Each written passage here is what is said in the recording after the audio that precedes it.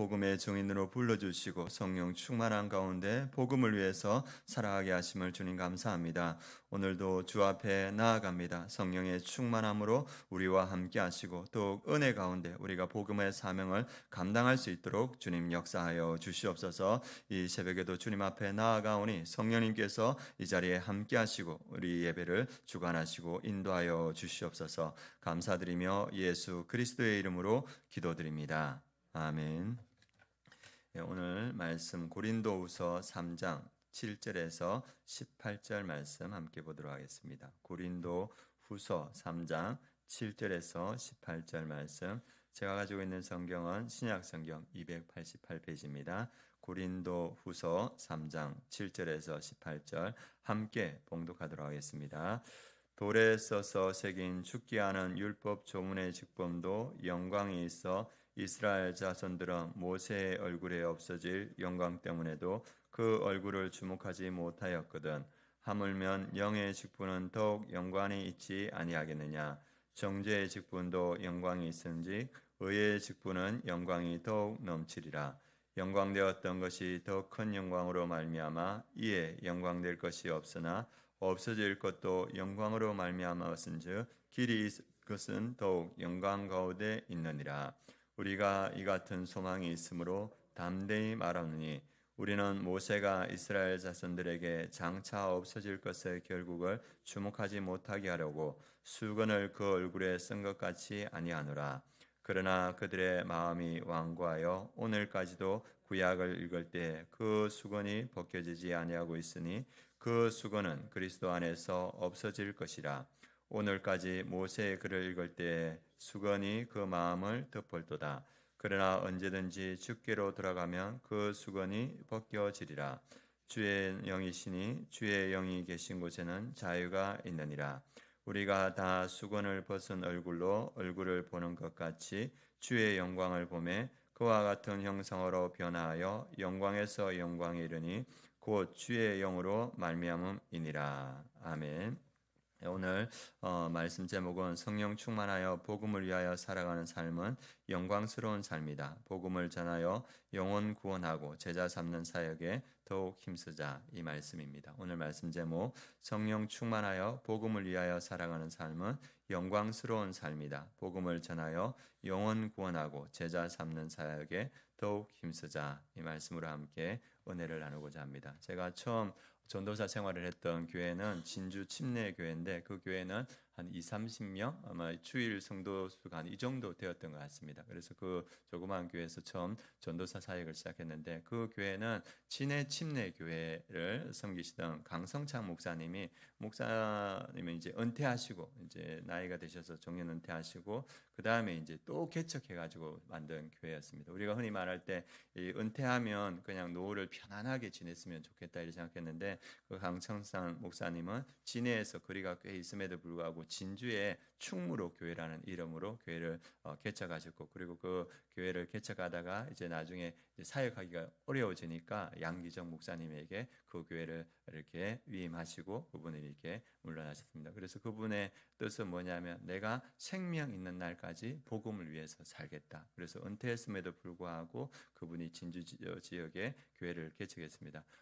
성도가 하나도 없는 그 가운데 개척해서 사역하기가 얼마나 힘들었겠습니까? 그런데 그분만은 교회가 크든 작든 복음을 위하여 살아가는 것이 나의 기쁨이고 영광이라 생각해가지고 힘이 다하는 그날까지 복음을 위해서 살았습니다. 우리 복음을 위해서 사는 사람이 가장 영광스러운 삶인 줄 믿습니다. 오늘 말씀도 그와 관련된 말씀입니다. 이 고린도 교회에 거짓 교사들이 들어와서 예수도 믿어야 되지만 율법도 다 지켜야 된다. 그런 거짓 가르침을 가르치니까 이 사도 바울이 우리에게 정말 중요한 것이 무엇인가? 그것을 오늘 말씀해 주고 있습니다. 7절에 보면 율법 조문의 직분도 영광이 있지만은 8절에 보면 하물며 영의 직분은 더욱 영광이 있지 아니하겠느냐. 율법에 매여서 살아가던 그 삶도 영광 있는 삶이다. 그러나 우리가 영의 직분 더욱 영광이 있다. 9절에 보면 정죄의 직분도 영광이 있은즉 의의 직분은 영광이 더욱 넘치리라. 율법은 사람의 죄를 드러나게 하지 않습니까? 그래서 오늘은 그걸 정죄의 직분이라고 하고, 의의 직분, 영의 직분은 뭐냐면 성령 가운데 복음을 전하는 삶, 복음을 위해서 살아가는 사람이 더 영광 있는 삶이다 이렇게 말합니다. 그 영광이라는 것이 무엇입니까? 하나님의 임재와 성품이 우리의 삶에서 드러나는 것, 그리고 하나님의 진리가 드러나는 것, 그리고 이 복음을 통하여서 성령을 통하여서 우리가 예수 그리스도를 닮아가는 것이 더 큰 영광이 있다. 그래서 이 사도 바울은 14절에 보면 그 수건이 벗겨지지 아니하고 있으니 그 수건은 그리스도 안에서 없어질 것이라. 수건이라는 것은 율법을 말합니다. 그 율법이 그리스도 오시기 전까지는 덮여 있다가 그리스도가 오시면 그것들이 사라질 것이다. 그래서 그가 말한 것이 언제나 주께로 돌아가면 그 수건이 벗겨지리라. 예수 그리스도는 율법의 완성이다. 그분이 오셔서 이 율법을 다 이루었다. 그래서 17절 말씀 같이 읽어보겠습니다.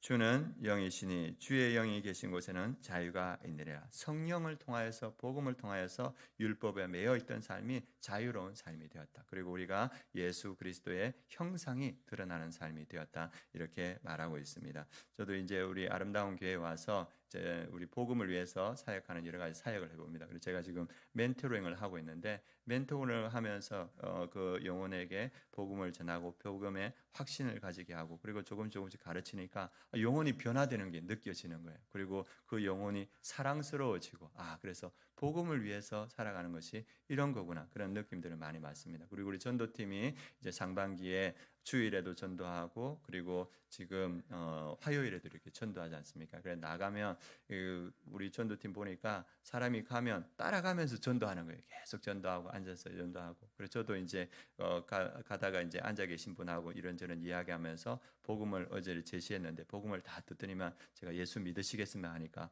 이렇게 급작스럽게 이야기하면 어떡해요? 그렇게 이야기를 하는 거예요. 복음은 급작스럽게 이야기해야죠. 그래서 생각해 보겠습니다. 이렇게 얘기하더라고요. 그래서 제가 이렇게 우리 전도팀이 이렇게 전도하는 건 뭐냐면 전도에서 한 영혼이 변화되는 것을 경험했기 때문에 그것이 얼마나 큰가를 경험했기 때문에 이게 복음을 전하고 또 우리 아름다운 교회가 멘토링과 제자 사역을 하는 줄 믿습니다. 또 이렇게 목자에게 이야기를 들어보니까 자기가 얼마나 가장 큰 기쁨이 있을 때가 언제냐면 자기가 전도했던 영혼이 목자로 세워져서 목자 세미나에 이렇게 참여했답니다. 그래서 자기가 일을 다 마쳐놓고 그 목자 세미나에 참석하는 그 목자를 찾아갔답니다. 그래서 그 목자가 그 목자 세미나에 참석하는 걸 볼 때 너무나 감격스럽고 영광스러웠다 이렇게 얘기하는 것을 들었습니다. 아마 여기 목자를 섬기시는 분도 계시고 또 목자를 섬겼던 분들도 계실 겁니다. 전도했던 그 영혼이 자라나서 그리고 어느 날 그분이 목자가 되고 영혼을 위해서 힘쓰는 모습을 볼 때 얼마나 큰 기쁨이 있습니까? 오늘 사도 바울은 그 기쁨을 위해서 이 글을 우리에게 전했습니다. 이 영의 직분은 더욱 영광이 있다. 의의 직분은 영광이 더 넘치리라. 우리가 복음을 전해서 한 영혼을 구원할 때 그 영혼에게 하나님의 임재가 느껴지고 그 영혼을 통해서 하나님의 진리가 드러나고 그 영혼이 그리스도의 형상으로 변화되어 가는 것을 볼 때 우리에게도 하나님의 큰 영광이 있고 그 영혼에게도 하나님의 큰 영광이 넘치는 걸 봅니다. 그래서 우리의 삶에 무엇보다 귀한 것은 복음을 위해 사는 삶인 줄 믿습니다. 우리 성도님들 성령 충만하여서 천국 가는 그날까지 복음을 위해서 살아가고 그 영광을 경험하며 우리가 전언한 그 복음을 통해서 그 한 영혼이 하나님의 영광 가운데 살아가는 모습을 보는 그 은혜를 누리는 우리 성도님들 되시길 원합니다. 이 시간 기도할 때 하나님 제가 더욱더 성령 충만하여서 복음을 위해서 살아가는 우리의 삶이 될 수 있도록 주님 역사하시고 우리의 아름다운 교회가 더욱 성령 충만하여서 영혼 구원하고 제자 찾는 일에 더욱 힘쓰는 우리 아름다운 교회 되게 하여 주옵소서. 기도해 주시고